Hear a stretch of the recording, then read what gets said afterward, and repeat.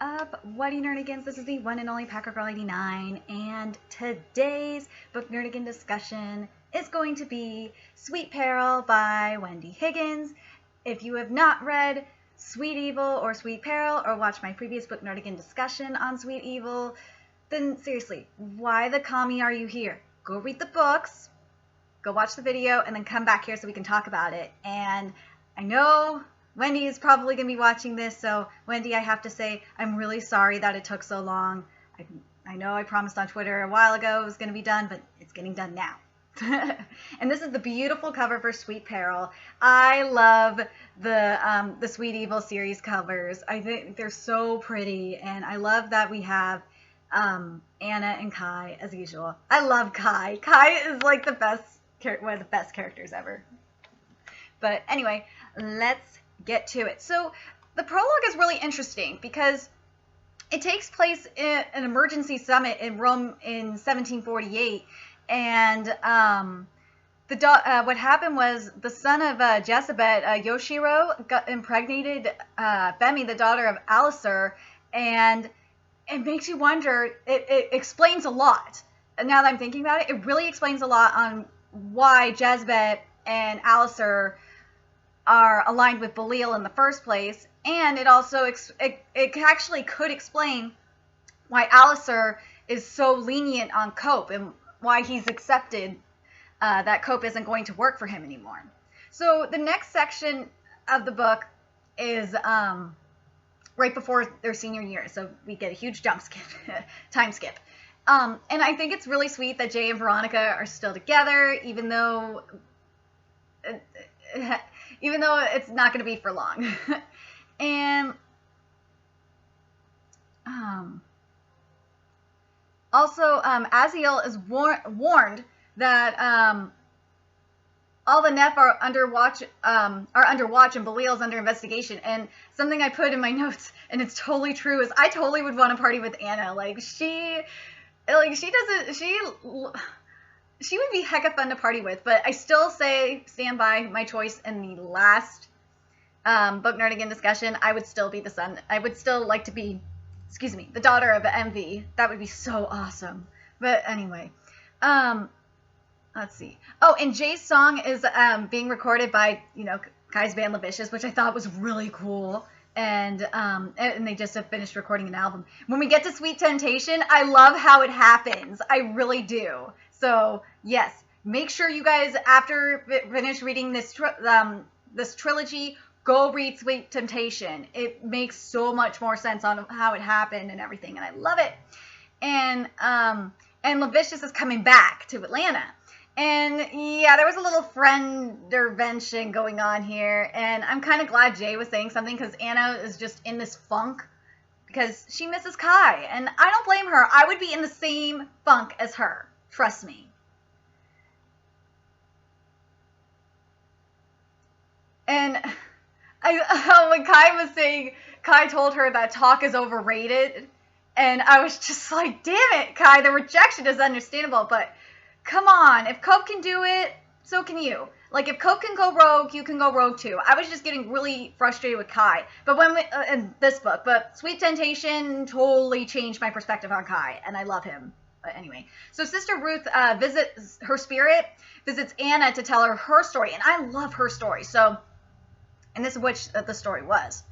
In the year of our Lord 62, while the Apostle Paul was under house arrest in Rome, a messenger angel was sent from heaven to speak a prophecy into Paul as he slept. And the apostle awoke in the dark and carved the words of the prophecy into the dirt floor with his fingers, bleeding into the earth. And he covered the words with straw, hoping they would be found by someone trustworthy. The very next day he was beheaded. And only two souls besides Paul and the messenger angel knew the prophecy, his own guardian angel, Lilith, and a demon spirit of the night. And the demon had seen the messenger angel descend upon Paul's prison quarters. And when Paul was taken, the demon spirit entered the empty cell and saw the words. He briefly possessed the body of a guard in order to destroy the prophecy, and we do not know what became of that demon afterward.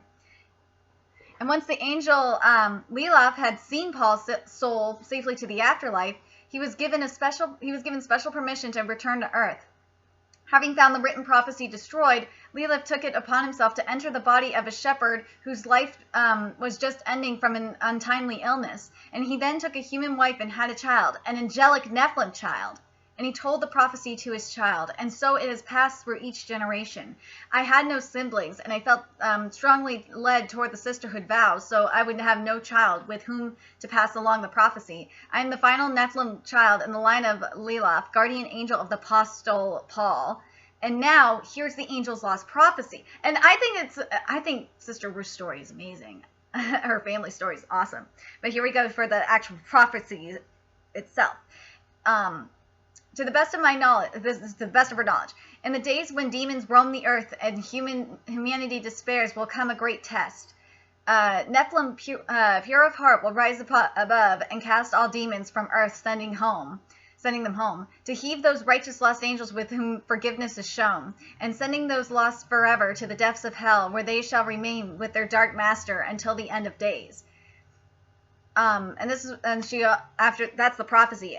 I think the prophecy is cool. And, you know, I know, we all know it's going to be Anna, but at the same time, it's like, I kept thinking, what if it was Cope? Because Cope has a pure heart too, if you think about it. Or why couldn't it be an angelic Nat? Because remember, the thing is that, Anna's weird because she was born from two angels and she's still being called a Nav. It's weird. It confuses me, but whatever. We're just going to roll with it. And then this Sister Ruth said this too. I believe ridding the earth of dark ones will be done through you. It is the belief of my family that this Nephilim will be the bridge that provides the fallen angels with the second chance. And they have been allowed to come to earth to influence the humans, but not for eternity. And their time will come to an end very soon now that you are here. And I see. Well, that answers that question, right?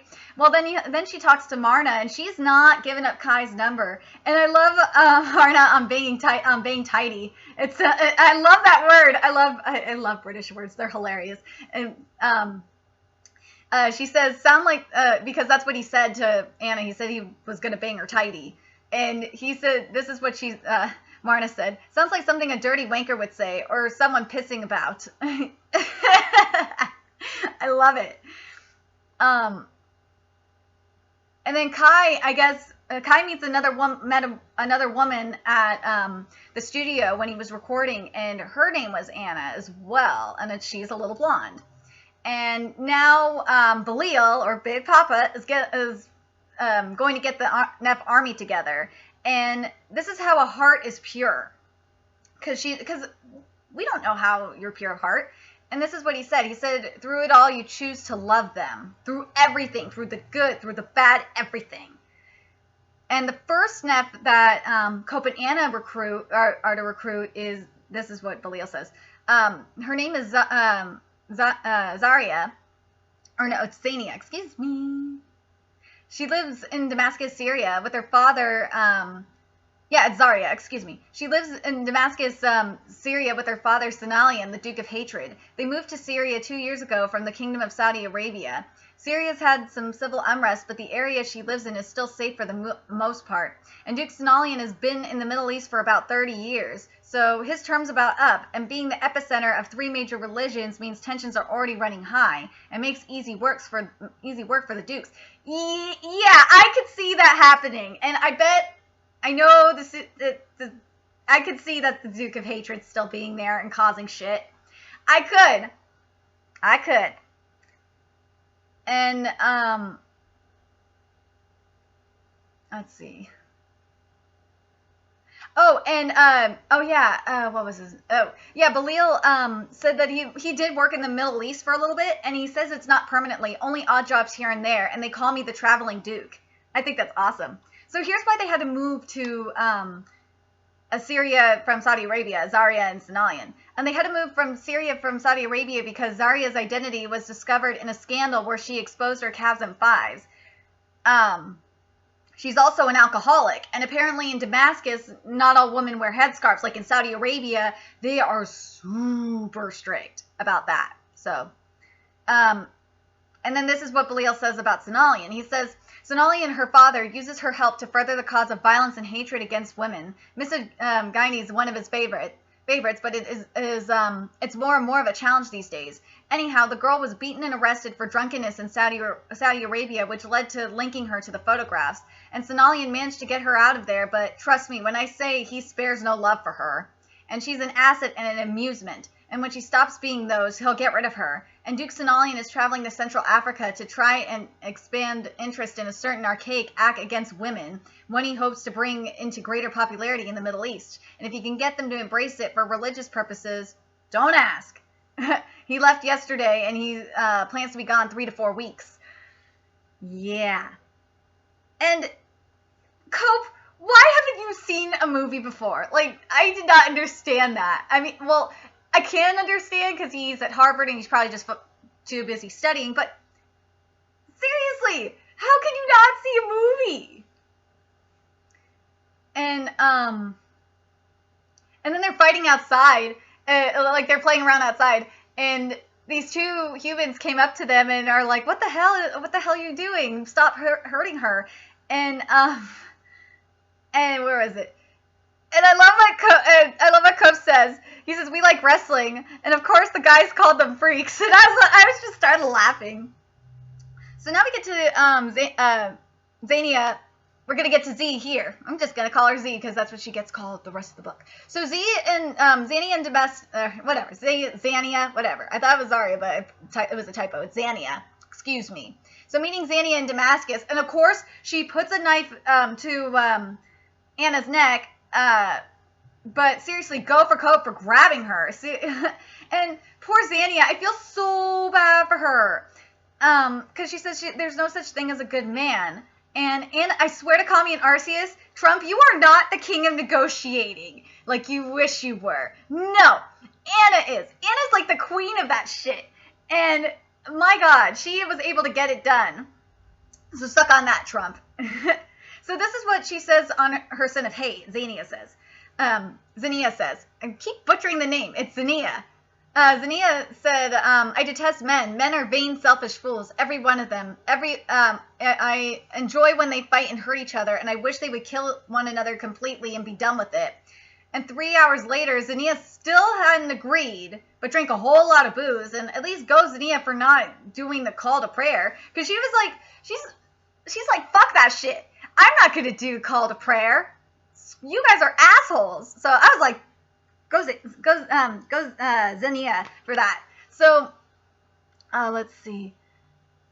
For the rest of the day / tonight, and this is what Xania says, is I will have to work, of course, and he has been known to send his dark ones to watch me while he travels, so I must always work, and now you must go. And of course, Xania had to use her charm on the most conservative Muslims who called her a devil woman, and his crew followed her out of the club and started beating her, and Cope, he just burst forward, grabbed the guy, and slammed his face into the wall with a crack. And this is what Cope said, and I loved it. He says, no man of God sheds the blood of a woman for tempting him. Yeah, that's right, Cope. Suck on that. And I swear to Kami, powers of persuasion that Anna has. I want those powers. And Cope carried Xania to her room, and Anna stayed the night with her, holding her. And I thought that was so sweet. Like, that was a big bonding moment. And Sonalian's latest pet project, for those who didn't figure it out, was female genital mutilation. And I guess it's obviously still working. They're using it for religious purposes in Africa. So, let's see.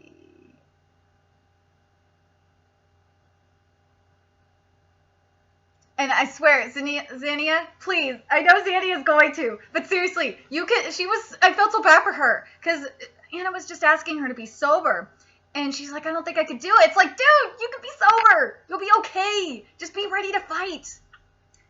And so then we get to the next segment, which is the fall senior year. And I love Belil. Like, Belil's awesome. He purchased a super secure server and received an email that she and Cope are heading to England to recruit the twins. Yay! Like, Belil is fucking smart. He knows that because he's being under investigation, like he's being investigated right now. He knows that he has to have a super secret server. He probably does it for his drug deals too. So Cope is in his final semester. We get to know more about Cope, and so he's in his final semester of Harvard, and is getting a degree in the spread of disease among populations, and primarily HIV/AIDS. And his dream is to go back to his home country of Malawi and treat his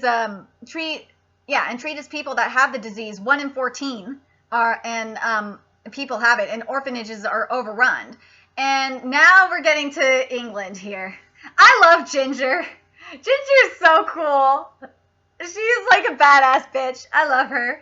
And according to Ginger, she heard via Blake that Kai isn't working at all unless spirits are around, and even then it's half-assed. And I love when they start fighting a little bit, and Ginger says that she's, and we find out why Ginger is so hostile towards Anna. It's because she's envious of Anna's life. And then Anna's like, I'm envious of your boobs, Ginger. I was like, it's great. And now we have girl time with Marna. I love Marna too. She's cool. And she admits that she fancies Jay. And poor Marna, like, I feel so bad. I'm totally Marna, because all she wants is a chance at love, and then she's crying into Anna's shirt when they, sleep, when she spends the night with them, and it's like, oh. And now we get to winter, senior year, of Anna's senior year. So 3 days before Christmas, we get another text from Belil to go to Australia with Cope, and with layovers in LA, which has tons of whispers, so they have to get the timing just right. And New Zealand, where they met Belil and an Aussie. I love Aussies. They're so hot. Named Flynn Fraser, and he's 26 years old. And a hot Aussie that is my age, I will make an exception on my age rule for Flynn, because Flynn's a hottie. And he's a ginger, but I don't care. He's a hottie and a ginger. And he's the son of the Mammon Duke of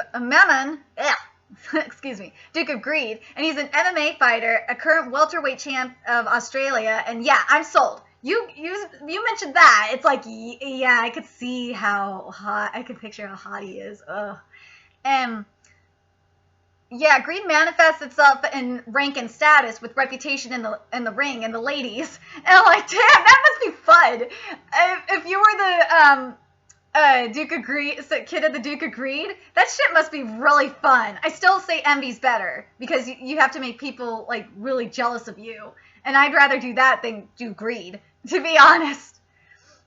So here's the story right here. So the only time Flynn's sin raises its head is when he does something competitive. His greed takes over, sort of like it's his win and he has to have it. Ooh, I maybe would love to be a daughter of greed too. His father is a big boxing fan and wanted Flynn to try his hand at it when he was just 14, and he learned quick, and Mammon bragged about him to all the dukes. And when Flynn was 19, Shax, Duke of Theft, bet that Flynn couldn't beat his son Eric, and Eric was a 21-year-old boxer in Atlantic City at the time. It had been a long time since anything brutal happened to a Neff at the hands of the dukes, and stuff like that used to happen all the time before the number of kids went down so drastically. Anyway, the annual summit was held in Australia that year, and they brought both boys to fight. And Eric held his own for a long time, but once Flynn got the upper hand, he couldn't stop himself. And last week was the anniversary of Eric's death, and that's so, oh man, that is brutal. Holy shit. Maybe I don't want to be that, because I will start killing people. And then Belil says, I had a tail on Flynn, and he drove out to the rock quarry where they made him dump the body all those years ago. So here we go. So the first thing at the hotel was Chalky on the bed and a black dagger and a sheath from Belil. That is badass. I love it. Belil's a cool daddy. And I love that Cope wants, obviously coping his feelings to Anna known, and I love that Cope called Kai to make sure it was okay, to see what his feelings were for Anna before courting her. And Kai is an idiot.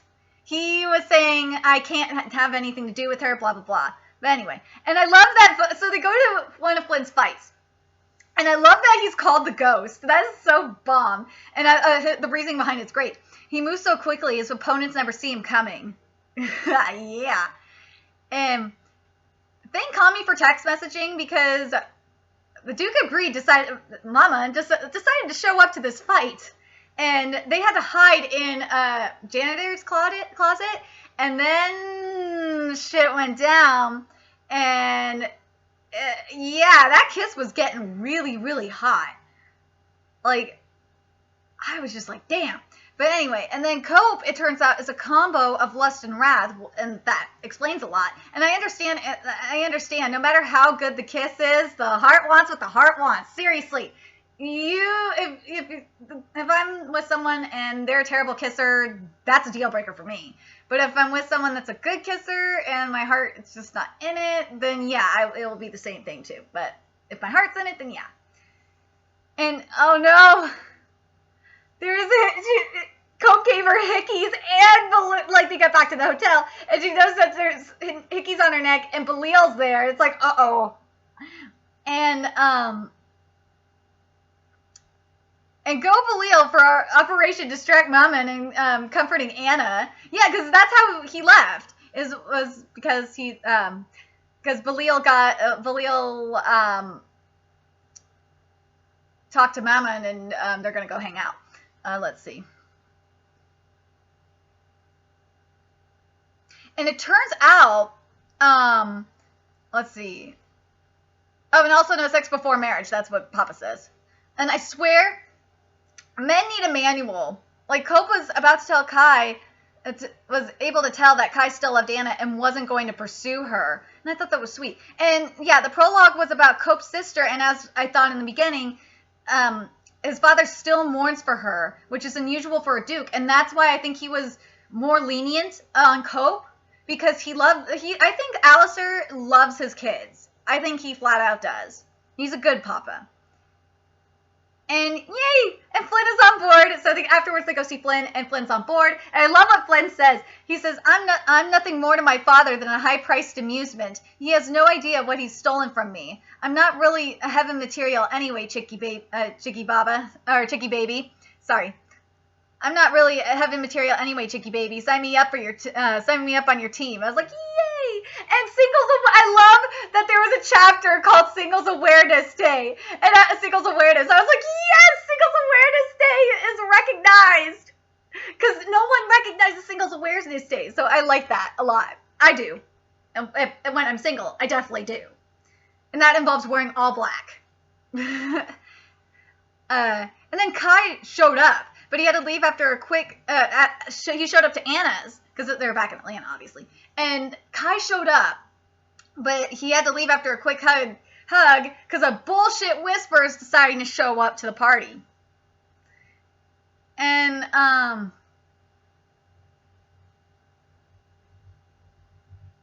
wait a minute. Oh, yeah, and then there was the night of partying and drunk dialing, and Blake is such a sweetie, keeping an eye on Kai. I love Blake. Blake is bomb. And then now we're getting to the spring of senior year, and it's time for Anna to go on an adventure to dodge Whispers and good old Farzi from the regional meeting in Atlanta for the U.S. Dukes. And so she ends up going to London with to see Marna, and Kai wants to prove he's worthy for Anna by channeling his inner Cope, which I was just like, damn. And it makes more sense when you read Sweet Temptation. And then now we're getting to the summer end of the senior year. So the twins showed up at graduation, and oh boy, the love is real between Shay and Varna. And Veronica decides to try and crash it and cut in, but didn't work. And then the surprise, then when they get back to the apartment, Belil's there, and it's like, oh, Belil. Yay! And Marna and Ginger schemed to take jobs as flight attendants so they could travel since Alisar. Wait, is that his name? Not Alisar. Oh gosh, since their dad, I can't remember his name at the moment. I will remember it. Promise. Wouldn't let them go to university or be a stripping duet. It's basically mission married men into the Mile High Club. And the graduation gift from Papa was recruiting Blake and Kai and Callie. So seriously, go get your mans. And Ginger had his number the whole time. And she doesn't have the new digits now, which is like, seriously.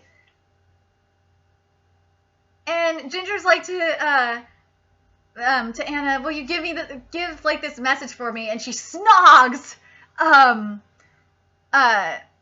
she snogs Anna. I was like, damn. So yeah, we have Blake and Ginger. We can call him Blinger. Why not? And Dad explained that before Farzi came on the scene, that Alisar was the Duke of Lust and Wrath. So Wrath and Lust, that's so weird that Wrath and Lust were the same, handled to the same sin. I think that's so weird. And it's why, this is why Cope's badge wouldn't be red or red and black. This is what Belial says. Neff inherit whatever color badge their father currently has, regardless of what other influences might sneak into the genes. Well, except Brianna. And then after the levels, oh yeah, when she gets over there, she gets like this really hot bikini, and there's like a lover's quarrel going on, and Kai throws her into the pool, and it was hella funny. And yeah, that's what after the lovers quarrel, after she mentions everything, that's when Kai threw Anna into Blake's pool to get her to stay. And this is what Kai said. He said, for the record, I was more myself with you during those 3 days than I've ever been with anyone in my life. It'd be easier if I could if I could be fake with you, but you bring out everything in me, little Anne, all of it. And then Anna's like, I'm gonna get changed, and she works it. She has her little strut going, and she was totally being fierce on her way to getting her changed out of her wet clothes. And it turns out that the reason why they weren't together, excuse me, was Belial, which we'll get to in Sweet Temptation. But fuck her, Belial, seriously. So then they get to they go to this place on the pier, and they're having a really romantic time, and of course, a demon shows up. Yep. Fucking Whisperer. And, of course, because Kai has to work in front of the Whisperer, he ends up working on a Mexican gangsta's woman, and the gang leaders, guardian angels. This was badass when this happened. So, she was Anna was telling the guardian angels to get them to not shoot, basically. And they were resisting it. So what happened was the guardian angel caused the gun to backfire, which is boss. I love that. I love that part. That was great.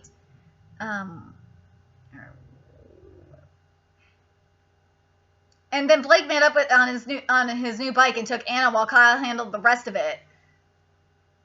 And then this is what Blake says on the guardian angels. They only intervene when they're told to. The angel must have got a message. So God must have said to the angel, no, you cannot let her die. She needs to fulfill this prophecy, motherfucker. So, and then Kai came to the airport, and everyone at the airport awed because this was she was gonna leave, and Kai realized, fuck, I'm making a huge mistake.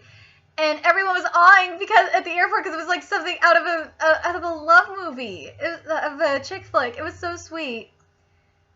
And they're going to have one clean night together before going back to hiding from the demons. And there's so much love and sexy kissing and brownies, and yeah, it was so cute.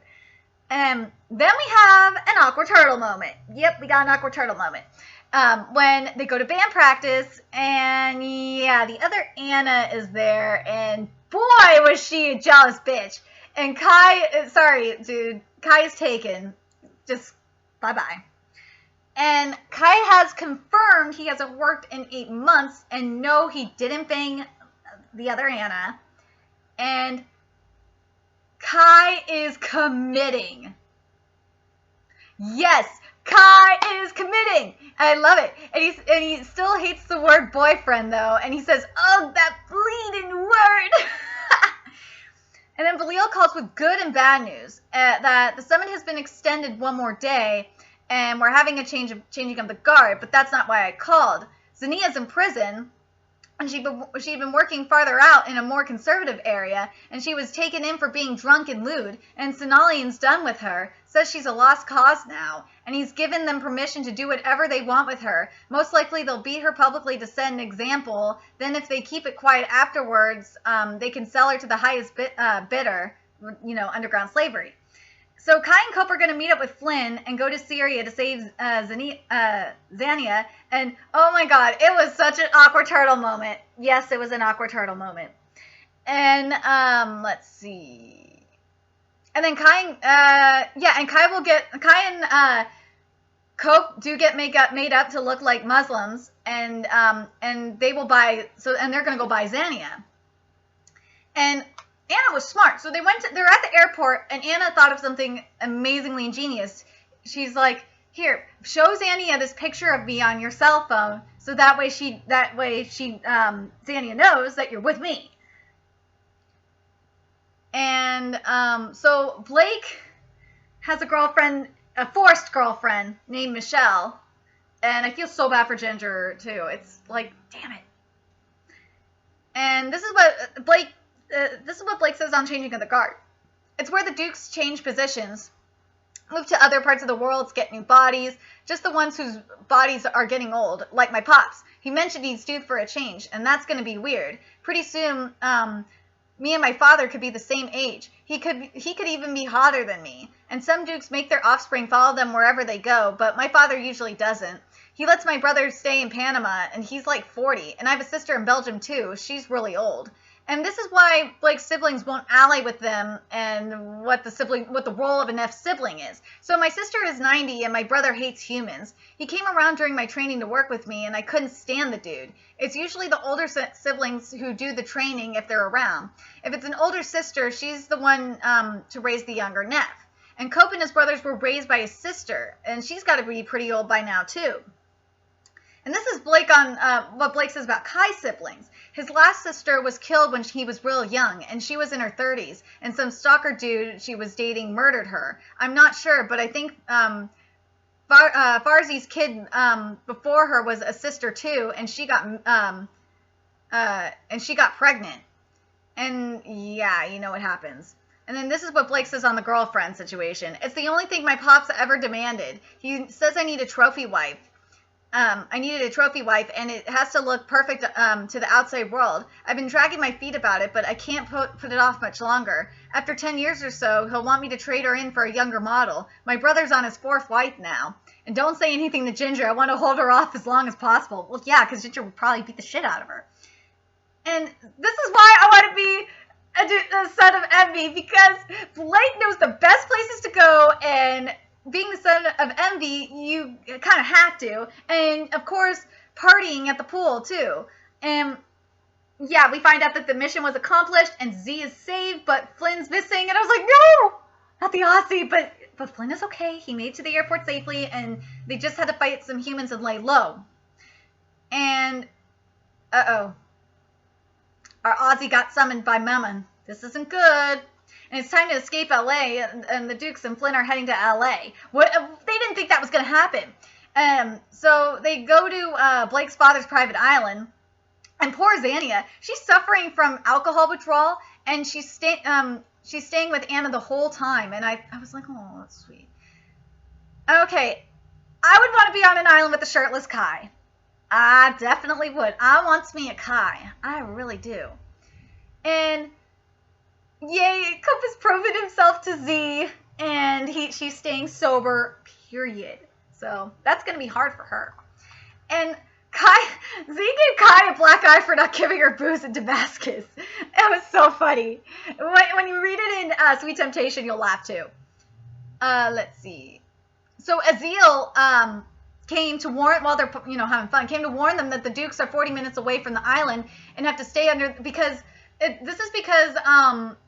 old Farzi can smell virginity. They can't go hide on the boat somewhere because Farzi will be able to smell it. So they go in the freezing ass cold water and under the docks, and for God knows how long. And if you know how cold the Pacific Ocean water is, it is definitely hypothermia cold. They definitely got hypothermia. they were, it was, who got the hypothermia? It was, Xania and Anna that really got bad hypothermia. And, oh shit, they are investigating Peril, and Rahab is an asshole and wants to kill Anna. Well, he wanted to kill Anna in the first book, too, so whatever. And, Katerina, the Dukes brought Katerina, who is the daughter of, Jezebel, the Duke of Lies, to bust Flynn, and this could be bad. And this is what Mammon says right here. He says, what you didn't know, son, is that Duke Cenalion borrowed one of Duke Thamu's son to keep a watch over the girl while he was away. And he swore he followed a Nephilim with your description, fighting and fleeing that area. But I didn't believe it was you. I defended you. And you've never met her? What were you doing out there? You distracted Thamu's son, and he didn't even get to see the transaction take place. Who sent you to Syria? Tell me. Who are you working with? I gave you everything. I made you who you are. And this is how you repay me? Tell me who you're working with. And Flynn was like, fuck that shit. And I was like, I almost cried because I liked Flynn. Flynn was one of my favorite characters. I love almost all the characters in this book, but I really liked Flynn. And and they killed Flynn. And Flynn says this though. He says, I will tell you nothing, old man. I'll see you in hell. And it's like, oh, you bastards. And then what made it worse was when the dark spirits took him to hell. And I was thinking, where the fuck were you, light spirits? Seriously? Angelic spirits, why didn't you take Flynn? No. And I'm hoping, but I'm going to answer that in the next book, Nerdigan Talk. But anyway, and I declared shenanigans on that shit, by the way. Oh, by the way, Jezebel is at least an ally. It's just her daughter is a psycho. And so Anna has to move to DC, which really sucks. And Belial says the next ally is going to be the son of Shaxx, Duke of Theft. And this is how it ends. I really like this. So traveling the world in search of possible hostile Nep and eluding murderous dukes seemed like a piece of cake in comparison to trying to be a good girl in the arms of Caden Rowe. God, give me strength. Oh my God, I totally agree with her on that. Like, I understand that shit. That's probably extremely hard for her. But I really like this for a second book. This book was really good. It was really hard for me to put down when I could, get the chance to read it. And I love this series in general. I still would want to be a daughter of the Duke of Envy, though. Even though it would require a trophy husband. But whatever. I would love to do that shit. Anyway, I would love to know if you I still want to know what you Nerdigans, like, which Duke would you want to be the kid of? I said Duke of Envy, so that's just me. But anyway, remember to like, comment, share, and subscribe, and also donate to my Patreon for more Nerdigan awesomeness, and follow me on Twitter where you will see all my book Nerdigan updates on which books I'm on and all that shit. So I will see you in the next video, which will be Sweet Reckoning by Wendy Higgins. Until next time, Nerdigans, bye!